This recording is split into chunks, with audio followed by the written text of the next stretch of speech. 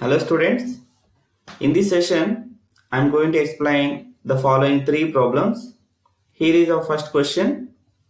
For non-negative integers n, let f of n is equal to sigma k is equal to 0 to n sin of k plus 1 by n plus 2 into pi sin of k plus 2 by n plus 2 into pi the whole divided by sigma k is equal to 0 to n sin square k plus 1 by n plus 2 into pi. Assuming cos inverse x takes values in 0 to pi, which of the following options are correct? So here are the given options. Alpha is equal to tan cos inverse of f of 6. Then alpha square plus 2 alpha minus 1 is equal to 0.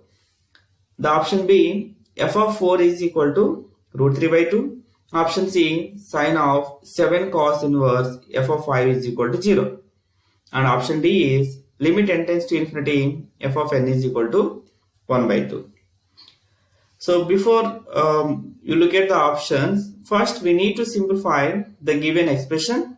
So it looks big, but believe me, so the expressions or the problems look complicated, the problems look big, will have simple solutions. So I hope this also will have a simple solution. So for that, let us try to simplify this equation. So you can look at this numerator and denominator. So this denominator is like 2 sine square theta, and this numerator is like 2 sine A, 2 sine B. So on multiplying with 2, what you can see here is it looks like 2 sine A, 2 sine A, sine B. That means we know that cos A minus B minus cos A plus B is equal to 2 sine A sine B. Right? Similarly, 1 minus cos 2A is equal to 2 sine square A. So we are going to use these two equations to simplify this expression. And before that, let's take this constant. Let's take this constant in the summation. Okay, pi by n plus 2 is a constant, it's not a variable in the summation.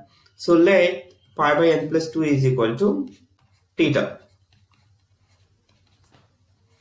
So if I write pi by n plus 2 is equal to theta, you can check that it is equal to n theta plus 2 theta, where it implies n theta is equal to pi minus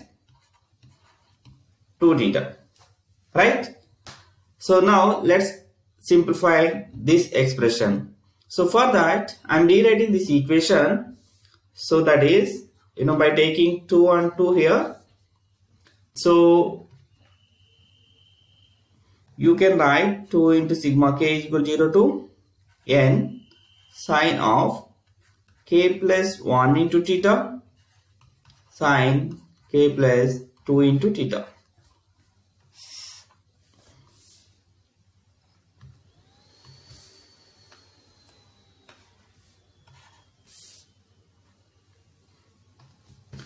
The whole divided by 2 into sigma k is equal to 0 to n sine square k plus 1 into theta. So now it is 2 sine A sine B form. It is 2 sine square A form. So now I am taking the cos A minus B minus cos A plus B. So I can write it as cos A minus B. You can take k plus 2 minus k plus 1. That is nothing but k minus k is 0, 2 minus 1 is 1. Therefore, it is sine theta,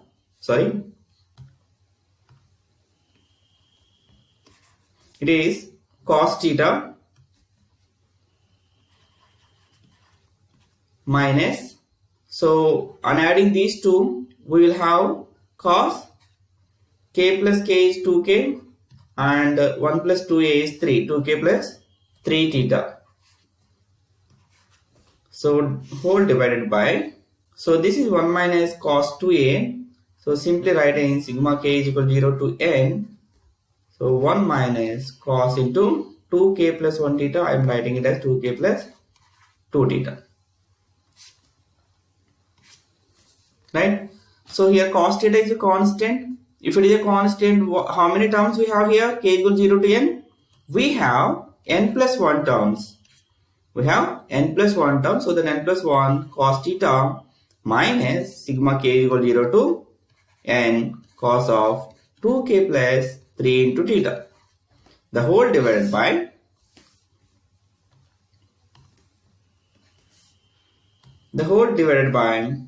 so you can see here in denominator also one is constant.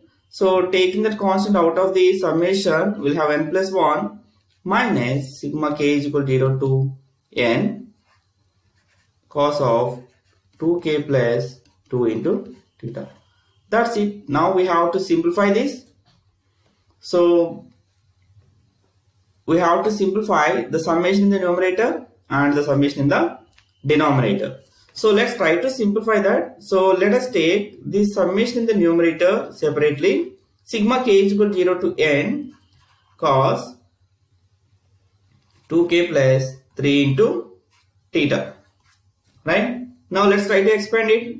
Just by substituting the values of k, you will have cos 3 theta plus cos 5 theta plus cos 7 theta and so on up to cos 2n plus 3 into theta. Right? Up to cos 2n plus 3 into theta. So how does it look like? So does it look like the sum of the cosines with angle progressed by arithmetic series, right? So we know that, right, when you have an arithmetic progression of angles like cos A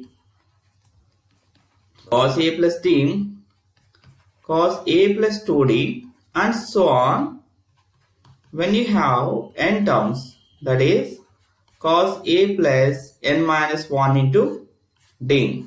So the summation of these cosines is given by sine of nd by 2 into cos of A plus n minus 1 into d by 2.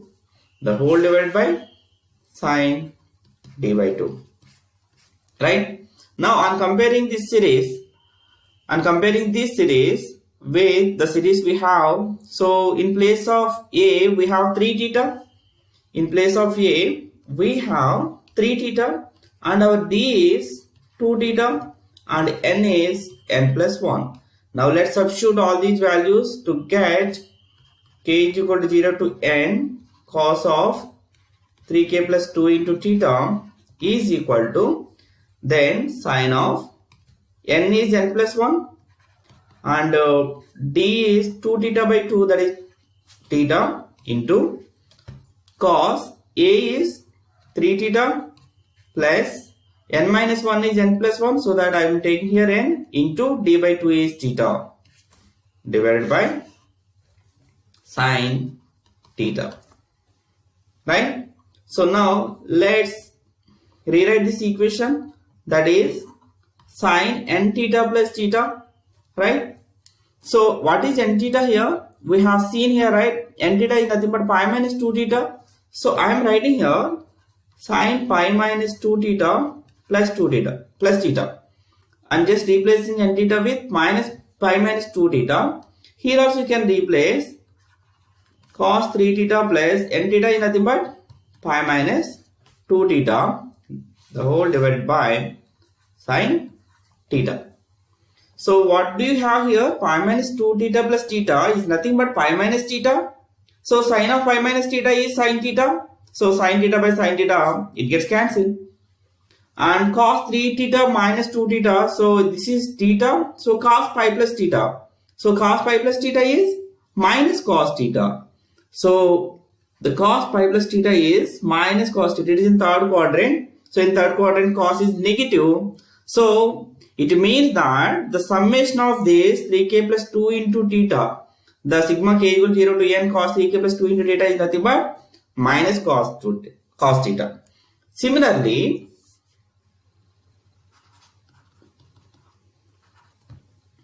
let's simplify 2k plus 2 theta as well. So it is nothing but cos 2 theta plus cos 4 theta plus and so on cos 2n plus 2 theta. So it is also of the same expression, same progression. So here a is equal to 2 theta.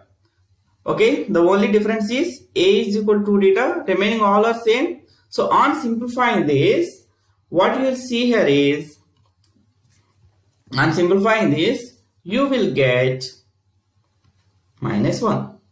Now let's substitute this numerator and denominator. So from the expression here, so we have n plus 1 cos theta minus of minus cos theta by n plus 1 minus of minus 1. Therefore, the whole expression, therefore the given expression is equal to n plus 1 minus n plus 1 cos theta minus of minus cos theta by n plus 1 minus of minus 1. So which is equal to n plus 2 into cos theta by n plus 2 and is equal to cos theta. Wow. That means the given expression is equal to cos theta, right? So now it is very simple to answer the question, right? We came to know that the f of n is equal to cos theta, right? We know that theta is nothing but pi by n plus 2, right? We know that theta is equal to, we have taken, right, pi by n plus 2. So just you replace. Therefore, your f of n is equal to cos of pi by n plus 2. That means the given expression is equal to pi by n plus 2. That's it. Right. So now we can easily answer the given questions. Let's see what are the questions. So the first one is alpha is equal to tan of cos inverse of f of 6. Let's see what is tan of cos inverse of f of 6. So for that, let's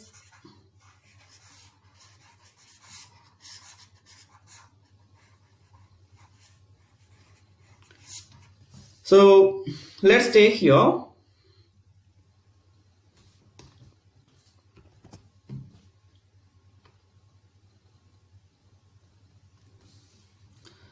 So cos inverse of f of 6. Let's see, alpha is equal to tan of cos inverse of f of 6. We know that, right? F of n is equal to pi by n plus 2, cos pi by n plus 2.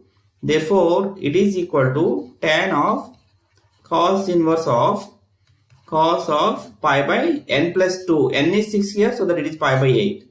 So which is equal to tan pi by 8, which is equal to root 2 minus 1. Right? So now from the expression alpha square plus 2 alpha minus 1 is equal to 0. Can I write like this? Alpha plus 1 whole square minus 2 is equal to. So we have to prove this. So I am writing this alpha square plus 2 alpha minus 1 is equal to alpha plus 1 whole square minus 2. Right? What is alpha here? Root 2 minus 1. So which is equal to root 2 minus 1 plus 1 whole square minus 2 and is equal to 0.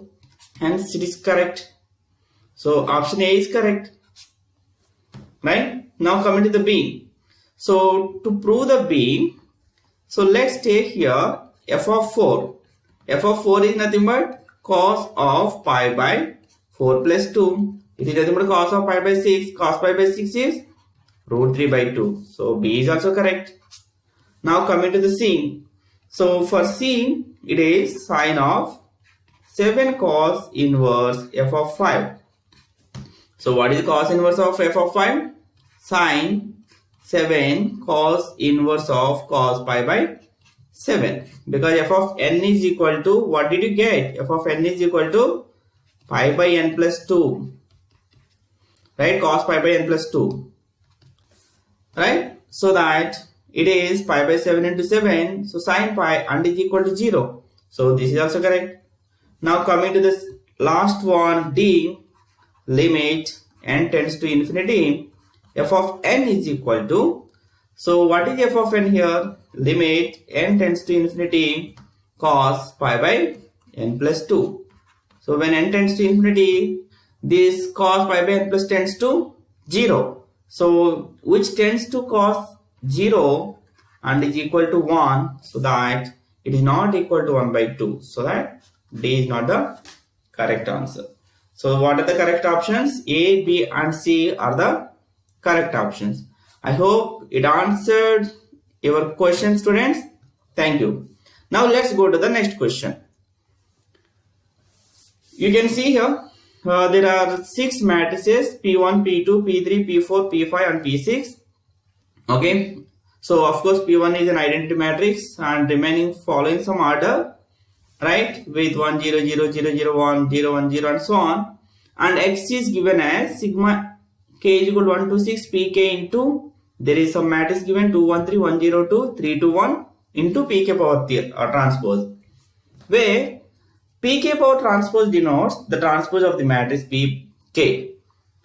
Then which of the following option is or are correct? So first one is X is a symmetric matrix. The second one is the sum of the diagonal entries of X is 18. The C is X minus 30i is an invertible matrix. D is if X into 1 1 1, a column matrix, is equal to alpha into 1 1 1, then alpha is equal to 30. So before answering this question, so let's look at the given matrices, right? Let's look at the given matrices. So when you look at all these matrices P1, P2, P3, so one thing can be observed that here P1 is equal to P1 transpose is equal to P1 inverse. Your P2 is equal to P2 transpose is equal to P2 inverse, and so on. P6 is equal to P6 transpose is equal to P6 inverse as well, right? Apart from that, our X is equal to pk into some matrix is given, right? So let the matrix is equal to A, that is 2 1 3 1 0 2 and 3 2 1. But if you observe that this is also equal to A transpose, right? This is also A is equal to A transpose, right? Now let's try to find out the matrix X. What is the matrix X here? Sigma k is equal to 1 to 6. So the matrix X can be written as, to answer the first question, let us write the first matrix. That can be written as P1 into, right, P1 into A. So A into P1 transpose plus P2A P2 transpose plus and so on until 6 P6A P6 transpose. So what is the condition for a symmetric matrix? So when the matrix is equal to the transpose of itself, then that is called symmetric matrix. So now let's try to find out X transpose. So X transpose is equal to P1A P1 transpose plus P2A P2 transpose plus P6A P6 transpose, the whole transpose, right? So we know that, right, A plus B plus C transpose is nothing but A transpose plus B transpose plus C transpose. By using that, and further we know that A plus B plus C transpose is equal to A transpose plus B transpose plus C transpose, and ABC transpose is equal to here C transpose B transpose A transpose, right? So by taking these two, this X transpose can be written as, so this is P1 transpose of P1 transpose remaining P1 again. So A transpose is nothing but A, we already know that, and this is P1 transpose again. That means we are getting the same matrix as A, right? So it means that this X is a symmetric matrix. It means that X is a symmetric matrix. So X transpose equal to X is X, so that X is a symmetric matrix. Now let's see the sum of the diagonal entries of X is 18. So sum of the diagonal entries of X is nothing but trace, right? We have to find out the trace of x. So trace of x is nothing but trace of P1A P transpose, P2A P2 transpose,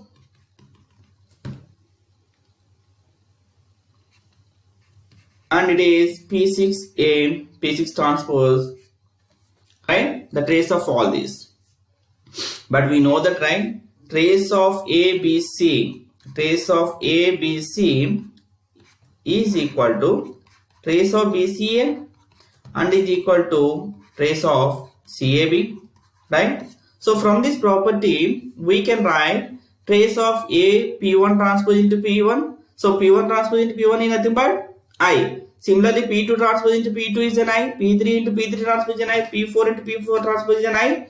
So all these are identity matrix. So A into I is equal to A. That means this transpose of X is nothing but transpose of X, this capital X, is nothing but transpose of A plus A plus A, and 6 times. So transpose of A is nothing but, so what do you have in diagonals? So 2 plus 1, so 3 plus 3 plus 3 for 6 times. Okay, this is for 6 times. So 6 into 3, which is equal to 18. So yes, the sum of the diagonal entries of X is equal to 18. So B is also correct. Now let's check the C. To check the C option, before that, let us check the option D. If X into 1, 1, 1 is equal to alpha into 1, 1, then alpha is equal to 30. So to answer C and D, let B is equal to 1, 1, 1, right? Now, what we are trying to find out is X into 1, 1, 1. Okay, we're trying to find out X into 1, 1, 1. So for that, what I am writing is X into B. X into B is nothing but P1A into P1 transpose into B plus P2A into P2 transpose into B plus up to P6 A into P6 transpose into B. But B is a column matrix here. So 1, 1, 1 with the elements 1, 1, 1. When you multiply this B with P1 transpose or P2 transpose or P3 transpose, will get B only, right? So that means this P1 transpose into B is equal to B, P2 transpose into B is equal to B. That means I can write it as P1AB plus P2AB plus P3AB, P4AB up to P6AB, right? So let me take here all P1s, all P's, that is P1 plus P2 plus P6 into AB. So when you look at this AB, what is AB? A is 213, 102, 321 into 111. So you will get here AB as 636, right? And P1 plus P2 plus P3 plus P4 plus P5 plus P6 is 222, and this is also 222, and this is 2 into 2 into 2, right? Into AB is, so what do you have AB? So 2 plus 1 plus 3, 6, 3, 6, right? 6, 3, 6. Now on multiplying this, you will get 12 plus 6 plus 12, 30, 30, 30. And this is nothing but 30 into 1, 1, 1. So it means that from the option D, it is given that alpha into 1, 1, 1.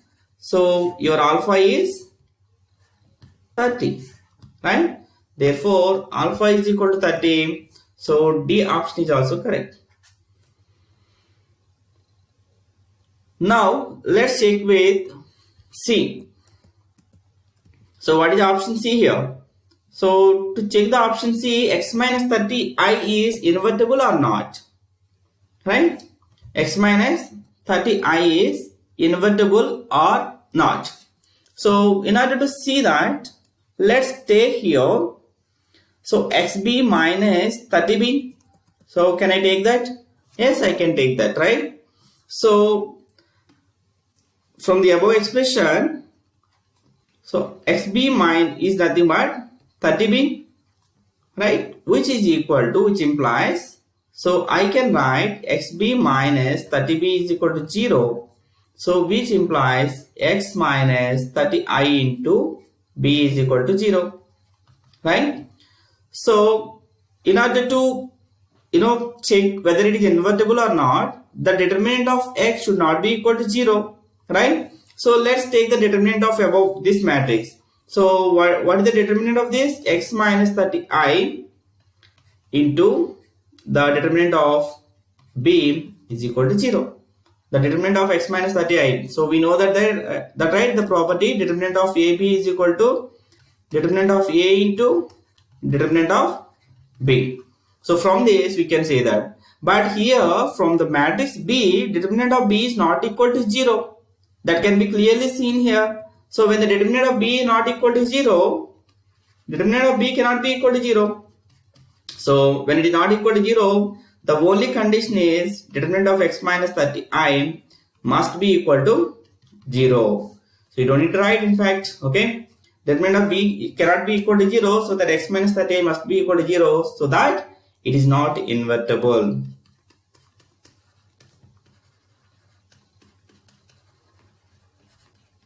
We know that, right, when AB is equal to 0, when A into B is equal to 0, so it can happen either A should be equal to 0 or B should be equal to 0, right? So here one cannot be equal to 0, so other must be equal to 0, so that the matrix is not invertible. So the C option is not correct, right? So I hope it answered your question, students. Thank you. Now let's go to the next question.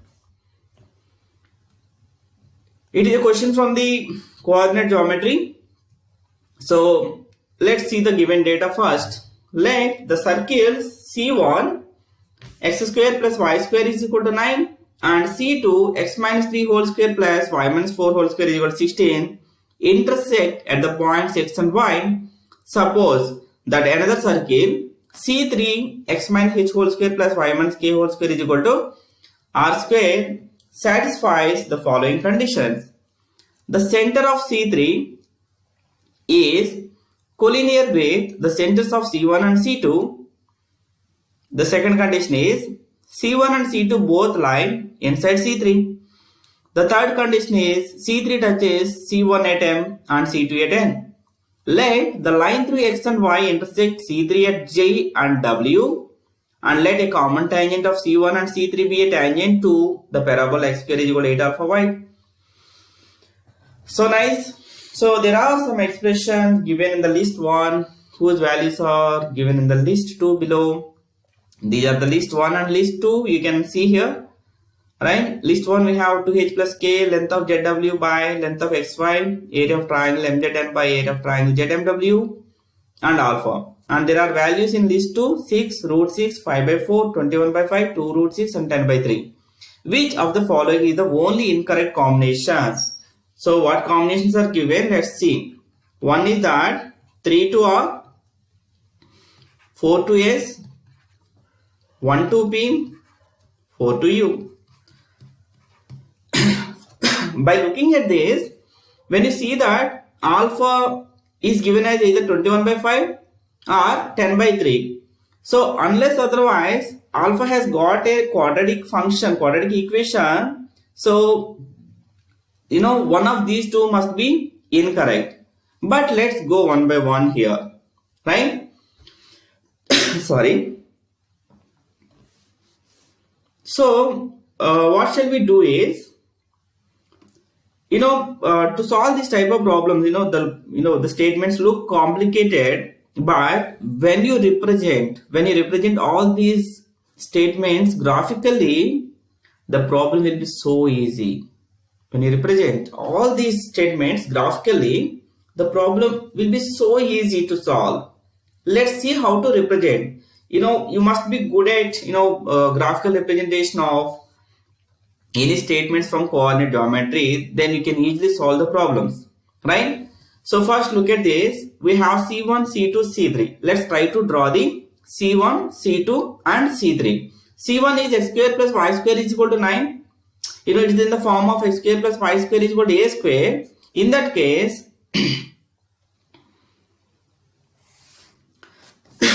sorry.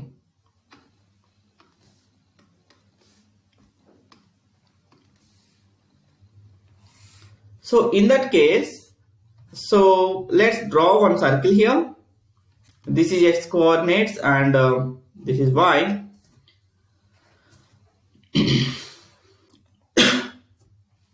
Right? So x square plus y square is equal to 9. So, with the radius 3, let's draw a circle here, whose center is at the origin. Right? Now this is 3, 0. Right? And this is 0, 3 and minus 3 and this is minus 3.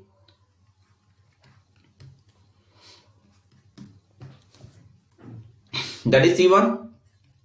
Right? Whose center is at the origin. Now let's try to draw the second circle. That is x minus 3 whole square plus y minus 4 whole square is equal to 16. So let's take a coordinate here 4. So now the center of the circle C2 is this point. That is 3, 4. Right? This point, let's say that this is O2. O2 is 3, 4. O2 is nothing but the center of C2. Right? So let's draw a circle here with the radius 4. We have 16 on the right hand side, right? So the 4 will be the radius. So this height is already 4. So that our circle will go like this.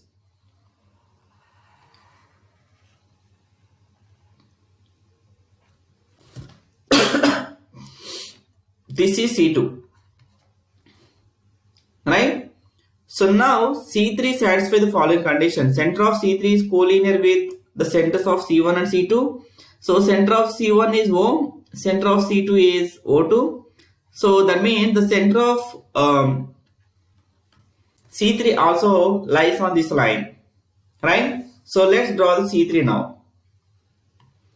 C1 and C2 both lie inside C3. These two circles lie inside C3, where C3 touches C1 at M and C2 at N. So it is given that C3 touches both C1 and C2. Then the only possibility that we see here is that it will go like this.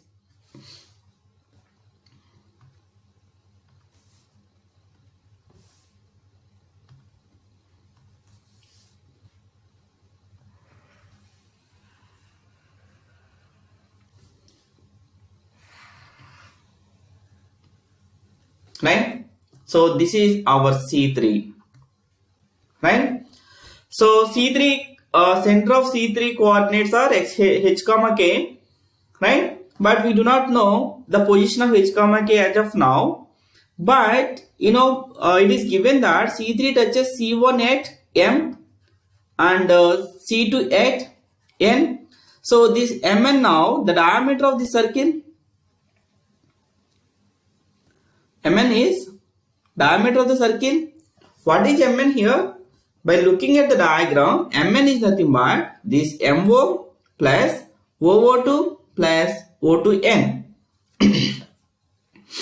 So what is the diameter here? Mn is nothing but MO plus OO2 plus O2N. What is MO here? 3 plus OO2. So you can see here, right? It is the distance of O2 from the origin, or you can say that from this right angle triangle. So this is root of 3 square plus 4 square, that is 5. And O2N is nothing but radius of the C2, that is 4, which is equal to 12. That means the diameter of the C3 is 12 or the radius of C3 is 6. When the radius of the C3 is 6, from this, so this is 3, this is 3. So this point is the center of the circle C3, that is, let's say O3. O3 is the center of the circle C3. We don't know the coordinates h, k, let's say now, as of now, that is h, k. But we know this OO3 length. OO3 length is OO3 is equal to 3, right? So probably we can write h square plus k square is equal to 3 square as well, right? H square plus k square is equal to 3 square as well. So now this is the construction of or the graphical representation of the given problem. Now by using this graphical representation, you can easily solve the problem. Let's see. So first option is 2h plus k. 2h plus k. So what is given? 2h plus k is equal to p, that is 6.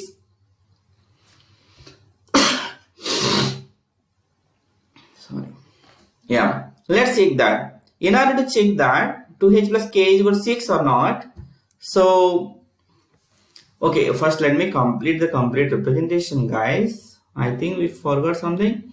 Let the line through x and y. What is the x and y here? So C2 intersects at the point x and y. Okay, C1 and C2 intersects at the points x and y. So this is one point x and this is one point y. So the line through x and y intersects C3 at. So let us take black color. So the line through x and y intersects C3 at Z and W. Okay. So now we have completed the graphical representation of the given problem. So let the common tangent of C1 and C3. So C1 and C3 common tangent will be here. So it also be a tangent to the parabola. That information will use if required, right? So let's say that this point is P and this point P you can see here, right? The line joining centers of the circles, it always bisects, it is always a perpendicular bisector of the common chord here. The common chord, what is the common chord for these two circles C1 and C2? XY is the common chord. So this common chord, it will bisect. So this O2 is a bisector, perpendicular bisector of this common chord. Okay, that means this XY is perpendicular to O2 or MN is perpendicular to WZ. I hope it is clear. MN is perpendicular to WZ or O2 is perpendicular to XY. Sorry. Right. So now let's try to look at the first one. So I'm going to take this here. So yeah, you can look at this. So this is the complete picture here. This is O. O is the center of circle C1 and this Q is the center of circle C2 and this is the point C. As we came to know that we don't need to use this now. This point C is the center of circle C3. This is C3, right? And now this point P is a perpendicular bisector here. Okay, for x and y, this is the x coordinate here. And M and N, W and Z we can see here. Okay, this is the complete representation, right? So just I'm giving few values here where Mn is equal to 12, right? And this MC is equal to 6, that is the radius, or OC is equal to 3 is the radius of C1, right? And radius of QN is, that is the radius of C2 is 5.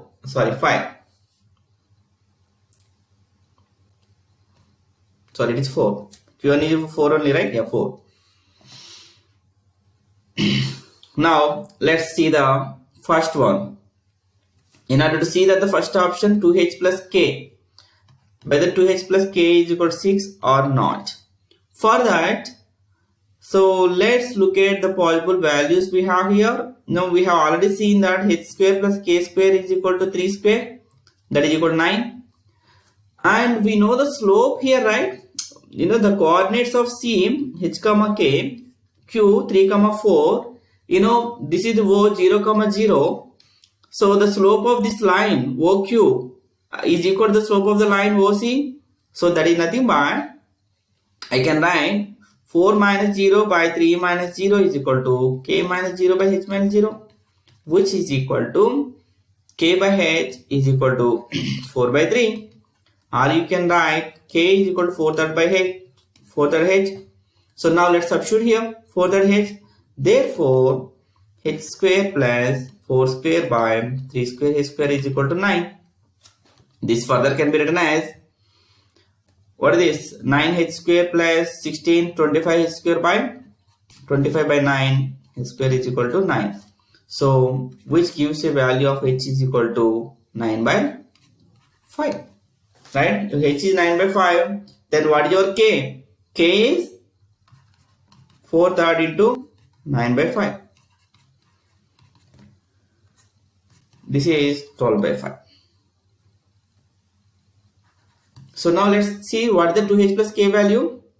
So I'm writing here 2h plus k is equal to 2 into h is 9 by 5 plus 12 by 5, which is equal to 30 by 5 and is equal to 6. So let's check what is given here. 2h plus k is p. Oh, it is correct, right? So what do you have to do? Which of the following is the only incorrect combination that we have to identify? Now let's look at the third one. Third one is area of the triangle MZN by area of the triangle ZMW. So third one is area of the triangle MZN by area of the triangle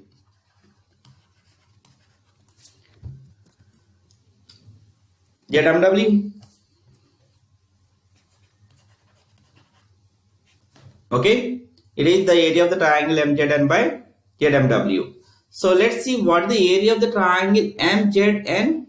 So this is the area of the triangle MZN, and area of the triangle ZMW will be this, right? So now let's see here. So the base into height we can write for the MZN. We can write it as base is PZ and height is PZ and the base is MN. Okay, and for ZMW the base is PM and height is PM and the base is ZW. Right? And we know that, right, this line, it's a perpendicular bisector here, isn't it? It is a perpendicular bisector and we have taken already C here. So it is a perpendicular bisector. So that means the ZW also, okay, it is also gets bisected by this line. That means this ZW equal to 2 times PW or PZ. So let's write that. So what we write is half PZ into, what is MN? MN is nothing but diameter, right? So 12 by half into PM we have to find out, and ZW I am writing it as 2 times PZ. So PZ get cancelled, half of get cancelled, and 2 6. So which is equal to 6 by PM. So we have to find out 6 by PM. What is PM here? PM is nothing but, so it is PO plus OM. What is OM? OM is 3 centimeters, 3, right? So we have to find out the PO. So to find out the PO, what should we do? So what can we do is, we can find out the distance of this line ZW from O. Okay, the distance of the line ZW from O we can able to find out. So in order to find out, so let's try to find out the equation of, okay, the line, maybe you can say XY or something MZ, whatever. Okay, this is XY. What are the coordinates of X here? 3, 0, right? So we already have seen, right, the slope of this line, OQ is, what is the slope of line OQ? Slope of line OQ is equal to 4 by 3. then it is perpendicular, right? So what is your slope of this xy? Slope of xy is equal to minus 3 by 4. Then we can write it is minus 3 by 4 x plus c. Right? The equation is minus 3 by 4 x plus c. But we know that this line passes through 3 comma 0. So by substituting that, 0 is equal to minus 3 by 4 into 3 plus c, which implies c is equal to 9 by 4. So that the equation is, what the equation here? So let me write here. The equation is, so the equation of the line x plus xy is y plus 3 by 4 x minus 9 by 4 is equal to 0. So now, so what is the distance here? Let's try to find out the distance as well.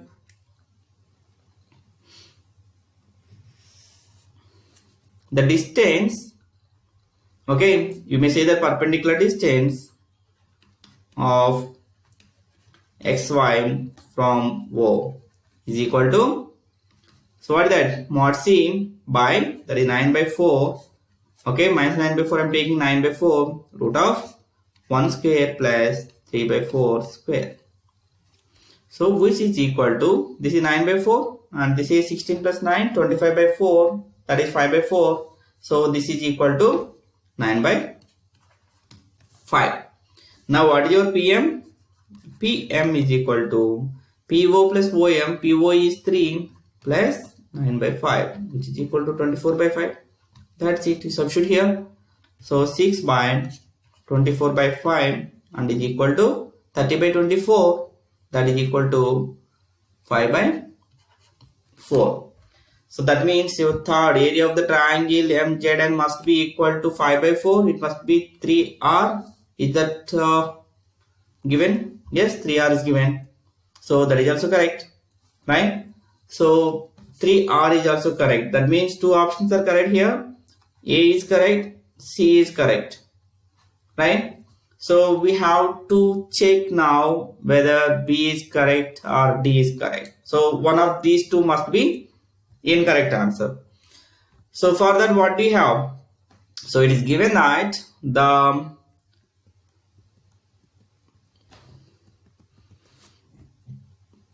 tangent of C1 and C3, common tangent of C1 and C3 be a tangent of, so common tangent of C1 and C3 is this. So if it is a common tangent, so it is perpendicular to this. So what is the slope of this tangent? Slope of the tangent is equal to minus 3 by 4, because we know that this slope is minus 3 by 4. Because we know that this slope is 4 by 3. That's it. The problem is over, right? We know that, the for C1, you can take, this is C1, right? So it is tangent to the C1.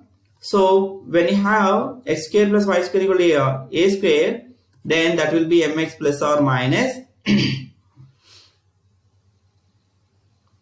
3 into root of 1 minus 1 plus m square. Yeah, sorry. It is 1 plus m square.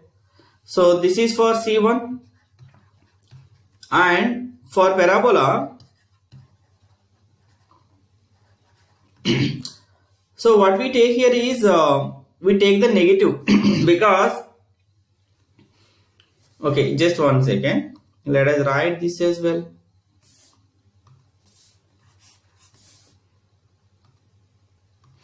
What do you write here? What we take here is mx minus 3 into root of 1 plus m square, because the y-intercept is negative here, so that when you take x equal 0, it must be a negative value. Okay, so y equal mx minus 3 into 1 plus m square. Now for the parabola, what is the parabola? Y square is equal to 8 alpha y. Y square is equal to 8 alpha y is the parabola. So for this, what is the equation of tangent? Equation of tangent is y is equal to mx minus 2 alpha m square.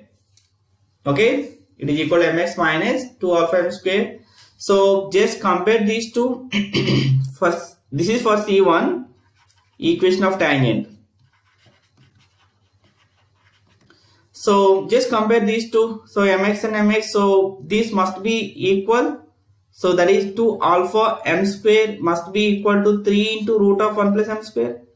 And comparing these two equations, this equation and this equation, the 2 alpha m square must be equal to 3 into 1 plus m square. So 2 into alpha into 3 by 4, that is 9 by 16 is equal to 3 into root of 1 plus 9 by 16. So this is 5 by 4 and this is 8. So alpha into 9 by 8 is equal to 3 into 5 by 4. Right? So now you can take this onto the side, that is